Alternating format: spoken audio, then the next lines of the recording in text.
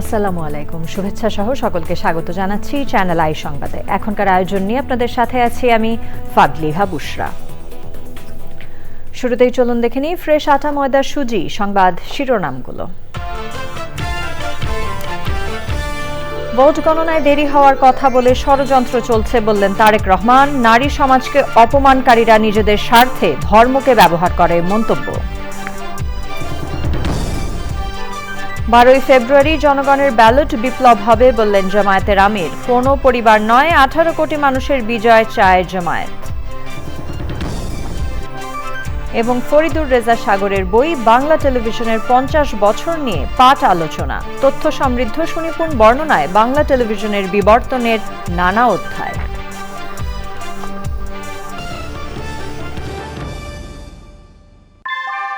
ভূমিকম্প সহনীয় most durable দেশের প্রথম Thermex rod Salam steel. Salam steel বোঝে durability. Salam steel, most durable steel. সংবাদ শিরোনামগুলো জানাচ্ছিলাম। এখনকার এই সংবাদ আয়োজন একই সঙ্গে চ্যানেল আই এর ইউটিউব চ্যানেল এবং চ্যানেল আই এর ওটিটি প্ল্যাটফর্ম আই স্ক্রিনে লাইভ স্ট্রিম হচ্ছে। বিস্তারিত সংবাদের শুরুতেই জাতীয় সংসদ নির্বাচন 2026 কাউন্টডাউন।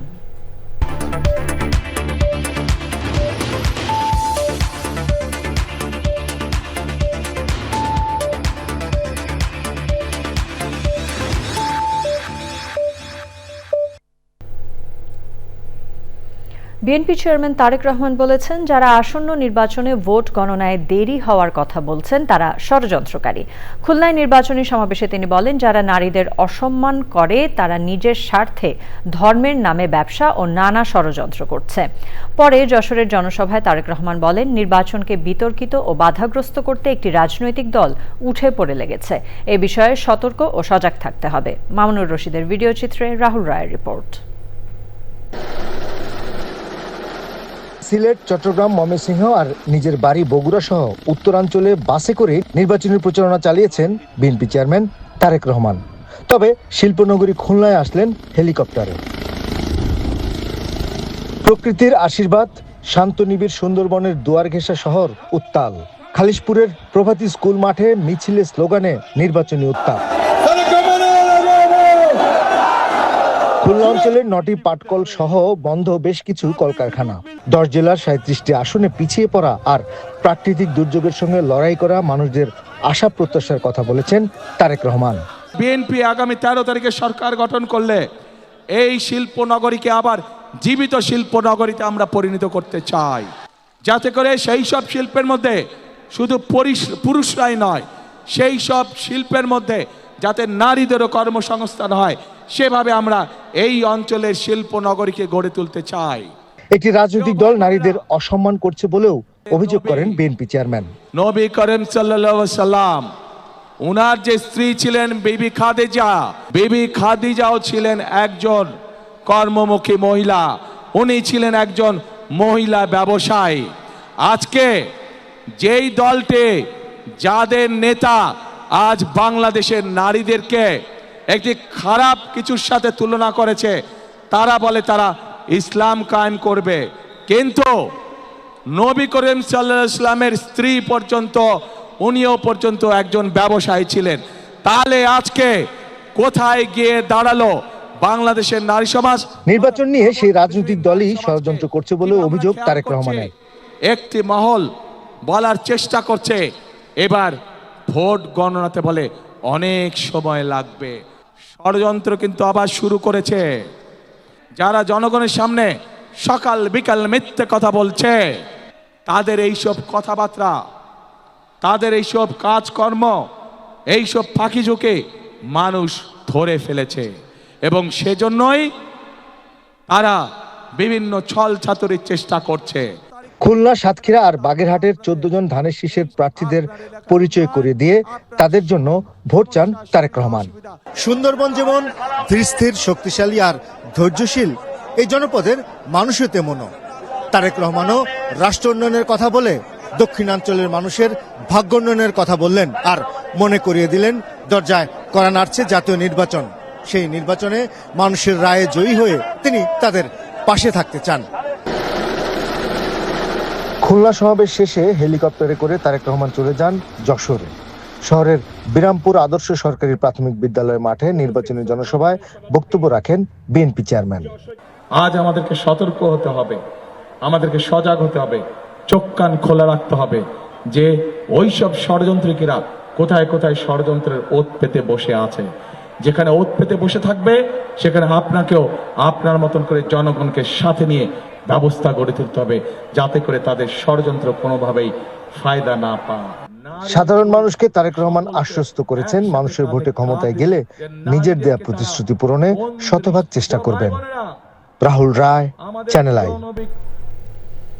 12 ফেব্রুয়ারির নির্বাচনে জনগণের ব্যালট বিপ্লব হবে বলে মন্তব্য করেছেন জামায়াতে ইসলামের আমির ডক্টর শফিকুর রহমান। জামায়াতের আমির বলেন, কোনো ব্যক্তি, গোষ্ঠী বা পরিবারের বিজয় নয়, 18 কোটি মানুষের বিজয় চায় জামায়াত। সোমবার কক্সবাজার ও চট্টগ্রামের বিভিন্ন জনসভায় এসব কথা বলেন ডক্টর শফিকুর রহমান। আবুল কাশেমের ভিডিও চিত্রে বিস্তারিত তাফিমুল ইসলামের রিপোর্টে। ত্রয়োদশ জাতীয় সংসদ নির্বাচনের প্রচারের 12তম দিনে বন্দরনগরী চট্টগ্রাম ও পর্যটন নগরী কক্সবাজারের বিভিন্ন জায়গায় নির্বাচনী প্রচারে অংশ নেয় জামায়াতে ইসলামের আমির ডক্টর শফিকুর রহমান। জনসভাগুলোতে অংশ নেয় 11 দলীয় জোটের শীর্ষ নেতারাও। মহেশখালীর জনসভায় জামায়াতে ইসলামের আমির প্রতিশ্রুতি দেন, ক্ষমতায় গেলে স্থানীয় নানা সমস্যার সমাধানের পাশাপাশি মহেশখালীতে ইকোনমিক জোন গড়ে তোলা হবে। একটা পটেনশিয়াল জায়গা হচ্ছে মহেশখালী কুতুবদিয়া। এখানে মাতারবাড়ি গভীর সমুদ্র বন্দর কেন্দ্র করে এটাকেই আল্লাহ চাইলে আমরা সিঙ্গাপুর কিংবা হংকংয়ের চাইতে আমরা আরো ভালো মানে যেতে পারবো। এই মহেশখালীকে একটা স্মার্ট ইকোনমিক জোন হিসেবে গড়ে তোলার জন্য আল্লাহ তাআলার সাহায্য নিয়ে যা করা দরকার তাই করা হবে ইনশাআল্লাহ। কক্সবাজারের জনসভা শেষে জামায়াতে ইসলামের আমির অংশ নেন লোহাগাড়া ও সীতাকুণ্ডের জনসভায়। দিনের শেষ জনসভা দেশের বন্দরনগরী চট্টগ্রামের বন্দর স্কুল অ্যান্ড কলেজ মাঠে। জামায়াতে ইসলামের আমির পৌঁছানোর আগেই জনসমুদ্র হয়ে ওঠে সভাস্থল। মাঠ ছাড়িয়ে জনসমুদ্র পৌঁছে যায় আশেপাশের সড়ক ও ফুটপাতেও। সামাজিক মাধ্যমে প্রকাশিত মন্তব্যের কথা বলা তো দূরের কথা, এমন নোংরা চিন্তাও জীবনও করেননি বলে জানান জামায়াতের আমির। তিনি বলেন, অপবাদ দিয়ে 11 দলীয় জোটকে ঠেকানো যাবে না, মঞ্জিলে যাওয়ার আগে তারা থামবেন না। আমার আইডি হ্যাক করে আমার নামে এত জঘন্য একটা বিষয় চালিয়ে দেওয়া হয়েছে। এখন বলবেন যে আপনার এই কলাটা খাইলো কে? ঠাকুর ঘরে কে রে? ওই কলায় অর্ধেক কামড় দিয়ে বলে আমি কলা খাই না। প্রতিটি জনসমাবেশে দলীয় ও জোটের প্রার্থীদের প্রতীক তুলে দিয়ে জনগণের কাছে ভোট চান জামায়াতের আমির। নির্বাচনী জনসভার বক্তব্যগুলোতে জামায়াতের আমির প্রতিহিংসা নয়, ক্ষমা এবং ঐক্যের বাংলাদেশের ইঙ্গিত দিচ্ছেন। সেই সাথে তিনি বলছেন যে আগামীর বাংলাদেশে যদি তারা ক্ষমতায় পায় তাহলে দেশের অর্থনীতিকে আমূল পরিবর্তন করবেন, সেই সাথে দুর্নীতিও রোধ করবেন তারা। তাফিমুল ইসলাম, চ্যানেল আই, চট্টগ্রাম। ইঞ্জিনিয়ার সাহেব, বাড়ি ডিজাইন তো হলো, কিন্তু কোন রড দিয়ে বাড়ি বানাবো? অবশ্যই আকিজ ইস্পাত, কারণ ভালো মানের 500W রডের yield strength 500 MPa, tensile strength 625 MPa আর সর্বোচ্চ গুণগত মানের আকিজ ইস্পাতের টেনসাইল স্ট্রেংথ 700 MPa, অর্থাৎ ভালো মানের রডের থেকেও 12% বেশি। বুঝেছি, এখনই অর্ডার করছি অধিক শক্তিশালী আকিজ ইস্পাত। আকিজ ইস্পাত, committed two quality. Bangla television শুধু বিনোদন নয়, সংস্কৃতির আয়না। নাটকের সংলাপে উঠে আসে সমাজ, চরিত্রের ভেতর দিয়ে দেখা যায় সময়। গত 50 বছর ধরে বাংলা টেলিভিশনের বিবর্তনের নানা ধাপ আর গল্প উঠে এসেছে বাংলা টেলিভিশনের 50 বছর বইটিতে। পাঠ আলোচনায় উঠে আসে স্মৃতিচারণও। আরও জানাচ্ছেন মিথিলা নাজনীন। একটি পর্দা, কিছু আলো, কিছু শব্দ নিয়ে শুরু হওয়া একটি স্বপ্নের যাত্রা বাংলা টেলিভিশন। 50 বছর আগে যে পর্দা প্রথম আলো জ্বালিয়েছিল বাঙালির ঘরে, আজও সেই পর্দাই বলে চলেছে আমাদের গল্প। টেলিভিশন ব্যক্তিত্ব ফরিদুর রেজা সাগরের লেখা বাংলা টেলিভিশনের 50 বছর পাঠ আলোচনায় বক্তারা বলেন, বইটি শুধু জ্ঞান বিনিময় নয়, অভিজ্ঞতা বিনিময়ও অনন্য। বাংলা টেলিভিশনের 50 বছর, তার আগে এটা তো 2014, তার আগে 2011-তে উনি আরেকটা বই লিখেছিলেন, টেলিভিশন আরেক জীবন। এই যে সাগরের পুরো জীবনটাই যে টেলিভিশনকে কেন্দ্র করে, শুধু টেলিভিশনে অনুষ্ঠান নির্মাণ বা টেলিভিশনে পাণ্ডুলিপি রচনা এর ভিতরেই সীমাবদ্ধ ছিল না। তিনি চেষ্টা করতেন যে এই টেলিভিশন নিয়ে আর কি করা যায়, টেলিভিশন নিয়ে আর কি করা যায়। এরপরেই তিনি টেলিভিশন নিয়ে, তিনি তো একটা ভালো লেখক, আপনারা জানেন যে শিশু সাহিত্যিক, এবং তিনি টেলিভিশন নিয়ে তিনি বেশ কিছু রচনা লিখতে থাকেন এবং তার প্রচুর গ্রন্থ, প্রায় 50-এর উপর গ্রন্থ আছে, ছবিও হয়েছে সাগরের স্ক্রিপ্ট থেকে, পাণ্ডুলিপি থেকে। ফরিদুল্লাহ সাগরের বই বাংলা টেলিভিশনের 50 বছর। এটা কি ফরিদুল্লাহ সাগরকে খুশি করার জন্য অথবা চ্যানেলকে খুশি করার জন্য? খুব বড় প্রশ্ন উঠতে পারে। আপনি তাই নয়। ফরিদুল্লাহ সাগর চ্যানেল আই এবং ইমপ্রেস সহ অনেক ব্যবসার সঙ্গে জড়িত, অনেক কিছু। ওনার কেউ দিল্লি দেয়নি যে ওনাকে একটা বই লিখতে হবে বাংলা টেলিভিশনের 50 বছর, কারণ এটা একটা মিডিয়ার প্রতি একটা ভালোবাসা, যেটাকে ইংরেজিতে বলে প্যাশন, সেটা না থাকলে এই লেখাটার জন্য এত বড় বই এবং শ্রম দিয়ে লেখা এটা সম্ভব না। উনি নাটক বানান, উনি নাটক লেখেন, উনি গান লেখেন, উনি বিজ্ঞাপন চিত্র বানান, উনি ম্যাগাজিন অনুষ্ঠান করেন। আমি একজন যদি সিনেমা পড়ুয়া হই, তাহলে কি আমি শুধু সিনেমাই বানাবো? সিনেমার সঙ্গে যা কিছু সব কিছু বানাবো। এই বোর্ডটা যদি আমার কিশোরকালে আসতো, তাহলে আমার জীবনটা বলতে চাইতাম। সমাজ ও মানুষের উপর ভূমিকা রাখতে বইটি অনন্য বলেও তুলে ধরেন বক্তারা। কখনোই আপনাদের পরিশ্রম বৃথা যাবে না। এই যে 50 বছর বইটা লিখেছে, হঠাৎ করে মনে করলো আমার 50 বছর হয়ে গেছে, একদম সেম টাইম এই বইটা লেখা হয়েছে। তো এইভাবে মিল হয়ে যায়, আমরা কখনোই অতীত ভুলতে পারি না। অনুষ্ঠানের সার্বিক আয়োজনে ছিল স্ট্যামফোর্ড ইউনিভার্সিটির ফিল্ম অ্যান্ড মিডিয়া বিভাগ। Mithila Naznin, channel I, Dhaka. প্রিয় দর্শক, আপনারা দেখছেন চ্যানেল আই সংবাদ। সময় হয়ে গেল একটি বিরতি নেবার। বিরতির পর অন্যান্য খবরের সাথে আরো জানিয়ে ফিরব।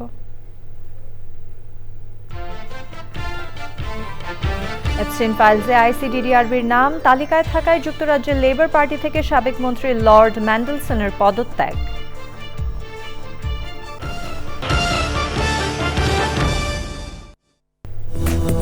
বিরতির পর আবারও আমন্ত্রণ চ্যানেল আই সংবাদে।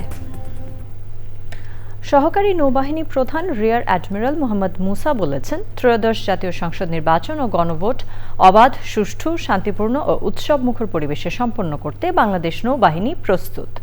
নোয়াখালীর হাতিয়ায় নিয়োজিত কন্টিনজেন্ট ও ভোট কেন্দ্রের সার্বিক পরিস্থিতি পরিদর্শন এবং স্থানীয় প্রশাসন ও অন্যান্য আইন শৃঙ্খলা রক্ষাকারী বাহিনীর প্রতিনিধিদের সঙ্গে মতবিনিময় করেন তিনি। সহকারী নৌবাহিনী প্রধান বলেন, স্বাভাবিক ও স্থিতিশীল আইন শৃঙ্খলা পরিস্থিতি বজায় রেখে আসন্ন নির্বাচন অবাধ, সুষ্ঠু ও নিরপেক্ষভাবে আয়োজনে সবাইকে একসাথে কাজ করতে হবে। ইতোমধ্যে দায়িত্বপ্রাপ্ত বিভিন্ন গুরুত্বপূর্ণ স্থানে নৌবাহিনী কন্টিনজেন্ট মোতায়েন ও টহল কার্যক্রম জোরদার করা হয়েছে। স্থলপথে যানবাহন টহলের পাশাপাশি নৌপথে পর্যাপ্ত সংখ্যক বোট এবং সংশ্লিষ্ট এলাকায় নৌবাহিনীর জাহাজও মোতায়েন রয়েছে। নিরাপদ খাদ্য নিশ্চিত করি, সুস্থ সবল জীবন গড়ি প্রতিপাদ্যে শরীয়তপুরে জাতীয় নিরাপদ খাদ্য দিবস পালিত হয়েছে। সুন্দর পরিবেশ ও নিরাপদ খাদ্য নিশ্চিতের মধ্য দিয়ে সুস্থ সবল জাতি গঠনের লক্ষ্যে শরীয়তপুর সরকারি বালিকা উচ্চ বিদ্যালয় দিবসটি উপলক্ষে প্রতিযোগিতার আয়োজন করে বাংলাদেশ নিরাপদ খাদ্য কর্তৃপক্ষ। জেলার 6টি উচ্চ বিদ্যালয়ের 180 জন শিক্ষার্থী অংশ নেন। এর মধ্যে 10 জন বিজয়ী হয়। জেলা নিরাপদ খাদ্য কর্মকর্তা সুব্রত ভট্টাচার্যের সভাপতিত্বে পুরস্কার বিতরণ অনুষ্ঠানে প্রধান অতিথি ছিলেন অতিরিক্ত জেলা প্রশাসক মোহাম্মদ ইমরুল হাসান ও অতিরিক্ত জেলা প্রশাসক সাদিয়া জেরিন। শিক্ষার্থীদের মাধ্যমে এই দেশের জনগণ এই নিরাপদ খাদ্য এবং সামগ্রিক পরিবেশ উন্নতিকরণের বিষয়ে সচেতন হবে এবং সুস্থ এবং সবল জাতি গঠনে তারা ভূমিকা পালন করবে। এবারে আন্তর্জাতিক সংবাদ।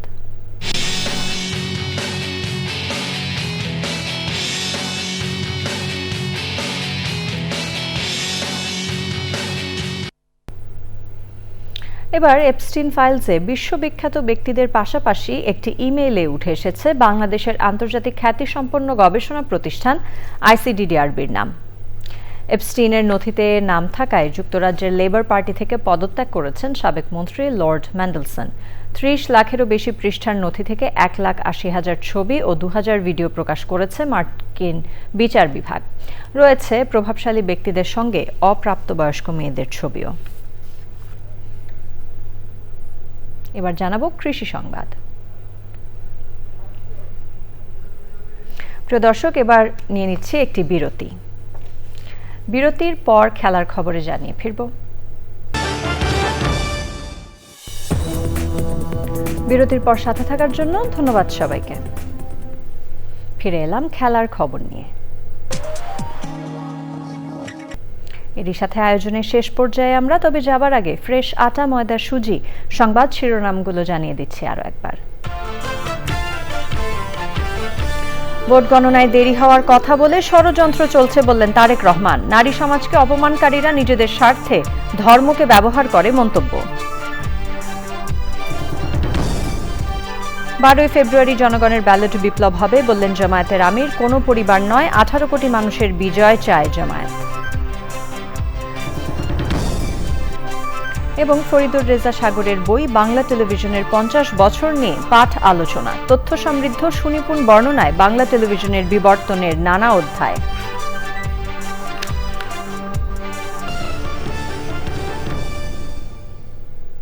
আমাদের পরবর্তী সংবাদ দেখার আমন্ত্রণ জানিয়ে শেষ করছি। ধন্যবাদ সবাইকে।